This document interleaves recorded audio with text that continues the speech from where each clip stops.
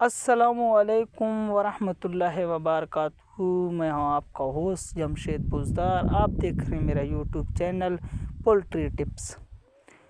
दोस्तों, मेरा एक छोटा सा गुजारिश है, जो आप जितने भी लोग मेरे इस चैनल को देख रहे हैं या पोल्ट्री फार्म या जैसे परिंदों मतलब मुर्गियों से दिलचस्पी रखते हैं, तो ये वीडियो आपके लिए।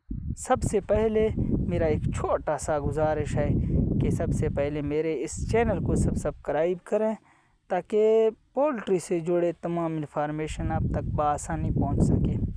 दोस्तों, मेरा आज का मौजू जो है ना, वीडियो में बात करने का क्या ये है कि आप पोल्ट्री काम में दिलचस्पी रखते हो या नहीं, या आप काम करना चाहते हो। इसके बारे में आज बात करते हैं कि पोल्ट्री काम करने से पहले आपको क्या करना चाहिए। ये तमाम तफसील आपको इस वीडियो में मिलेगा। दोस्तों, बात करते हैं कि सबसे पहले जो मैं काफ़ी दफ़ा कह चुका हूँ कि आपकी अपनी मेहनत है। जब तक आप अपनी मेहनत जारी रखोगे तो उसमें अल्लाह ताला आपको कामयाबियाँ देता रहेगा। मेहनत जारी रखो, एक ना एक दिन अल्लाह पाक आपको ज़रूर कामयाब कर देगा।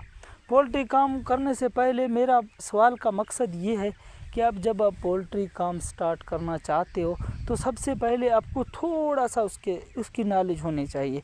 जैसे फर्स्ट फ्लॉक में जैसे बीमारी आते हैं, जिस तरह फीड चलती है, जिस तरह आपको इतना मालूम होना चाहिए कि यार मैं ये पहला फ्लॉक है, मैं कैसे इसको पालूँगा और इसको बड़ा करूँगा, और फ्लॉक आने से पहले मुझे क्या क्या करना चाहिए, इसी बारे में आपको बताते हैं।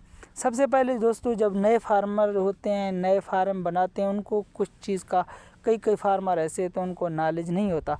उनका जो है ना एक साथ में एक्सपीरियंस बंदा, जिस तरह सुपरवाइज़र है या अच्छा काबिल जो है ना वो वर्कर रखना चाहिए, ताकि उसको भी रहनुमाई हो। एक फ्लॉक के बाद तो उसको भी मालूम होगा कि काम किस तरह चलाना है, किस तरह। मेरा बात करने का मकसद यही था कि आपको बताना था कि सबसे पहले